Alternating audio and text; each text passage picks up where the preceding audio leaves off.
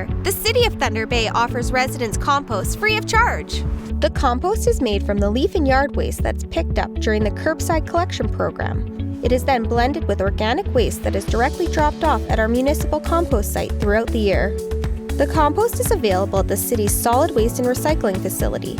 Access to the compost pickup area is located east of the old landfill entrance on John Street Road.